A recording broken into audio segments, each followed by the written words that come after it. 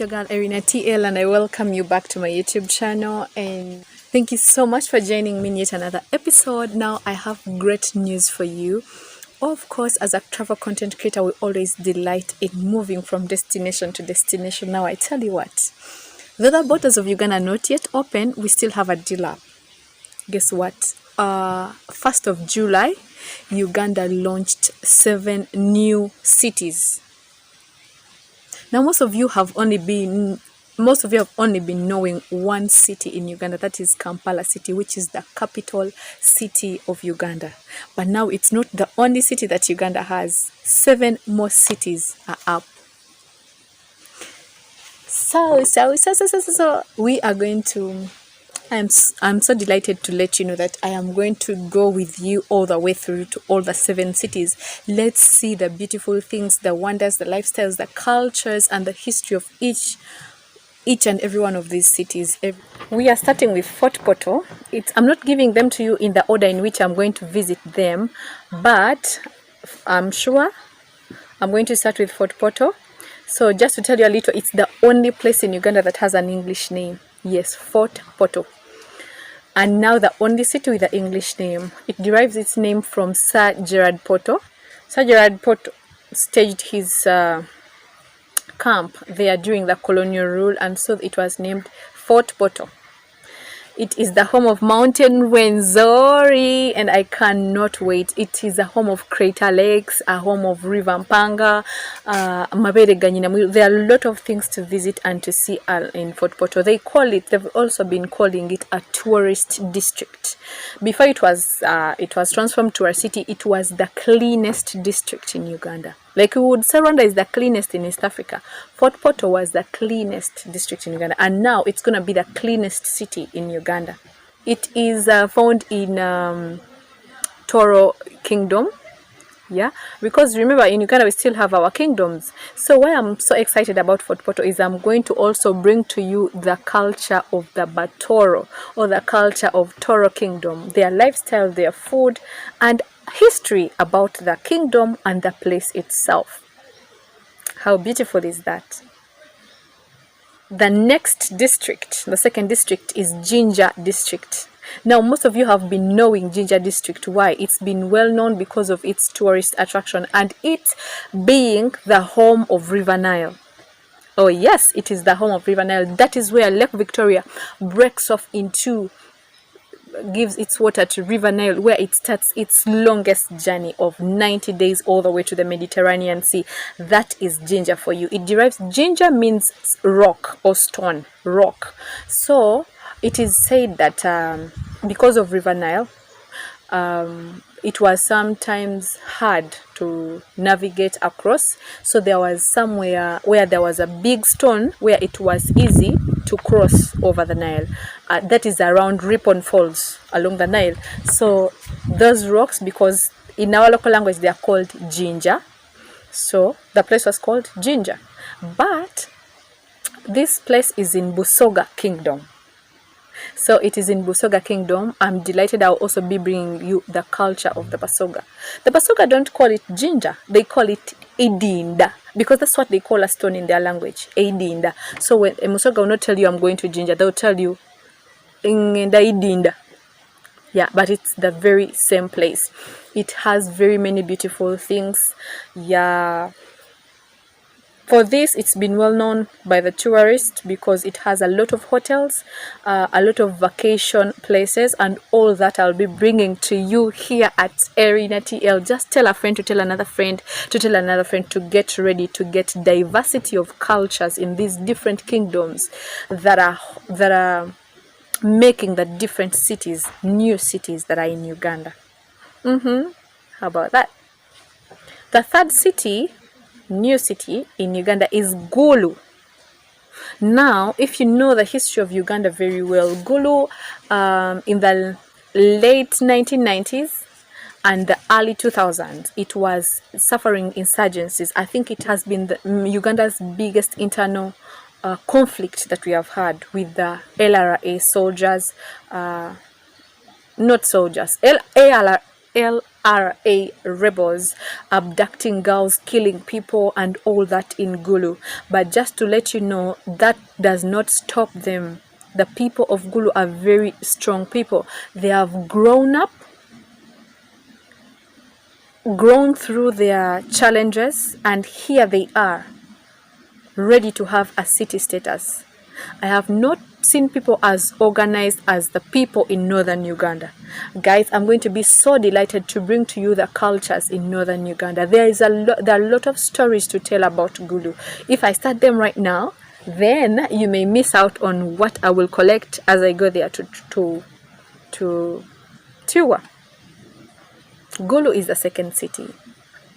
I have not known a lot of tourist attractions in Gulu, but I know they have a lot to offer. It is clean and organized.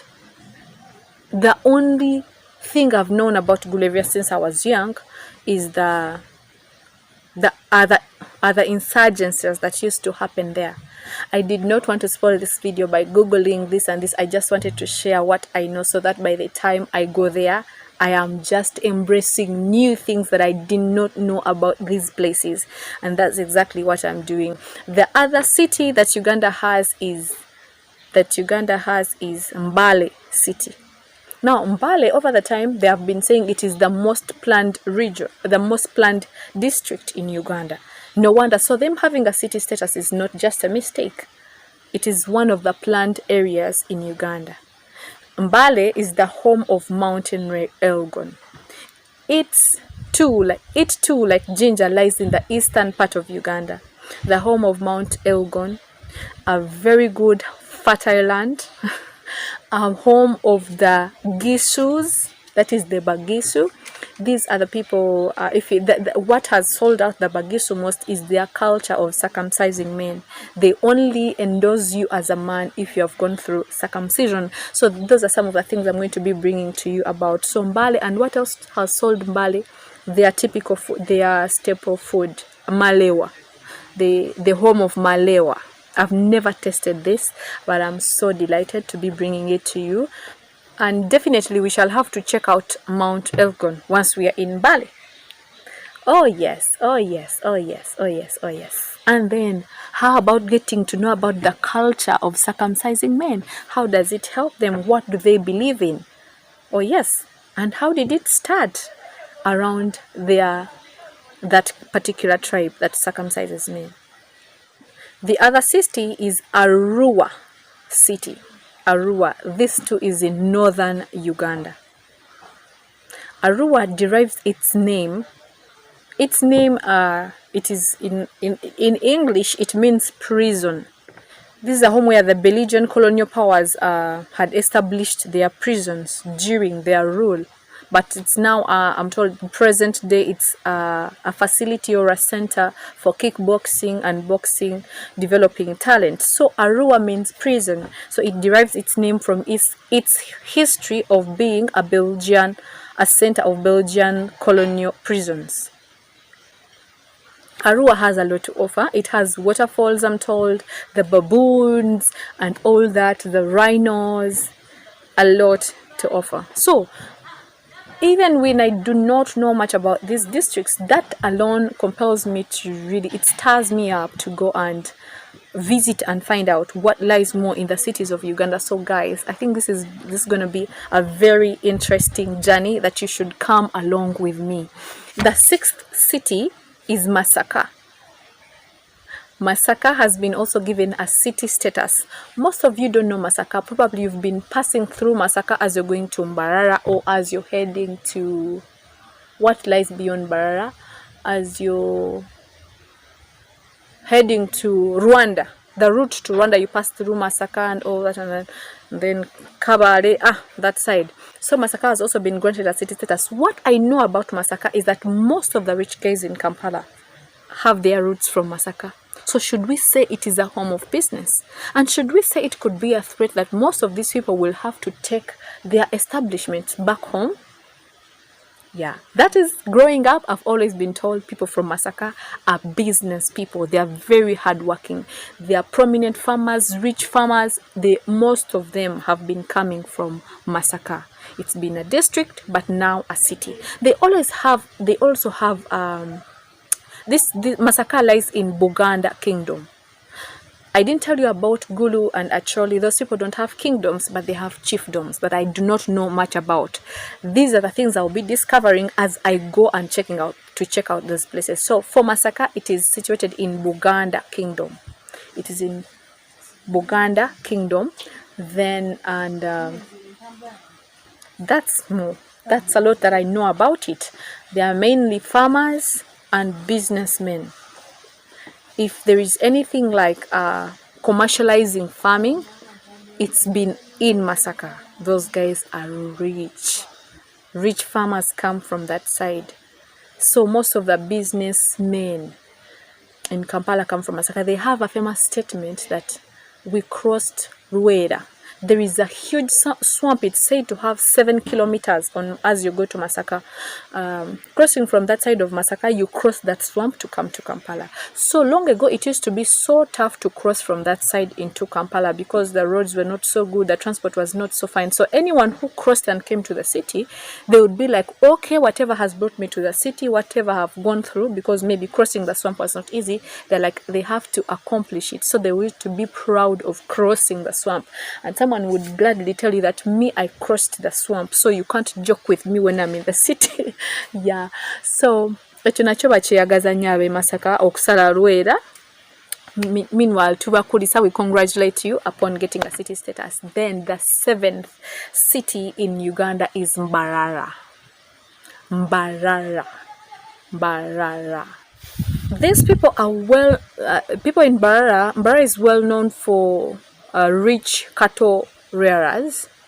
Yeah, they're well known for their long-horned cattle.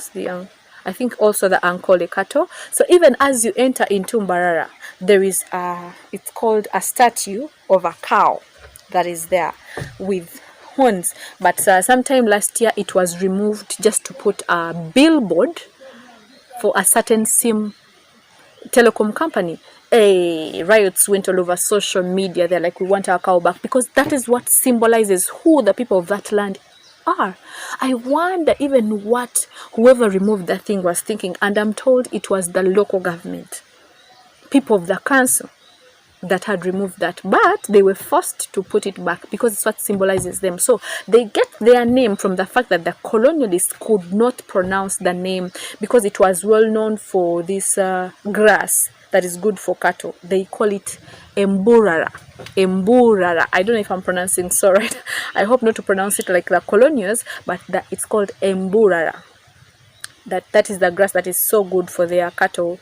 So the colonialists could not pronounce the place of Emburara. They call it Mbarara.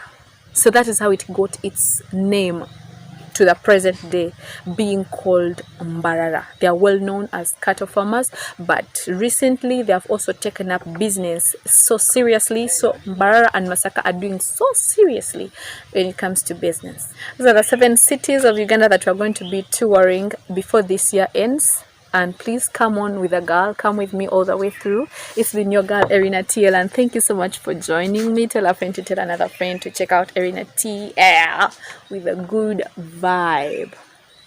Proudly Ugandan. Yeah. And if there is anything else that you've heard about any of those cities that I've not said, please feel free to put it in the comment section below, and I'll be highlighting out such events once I'm in those cities. Thank you so much.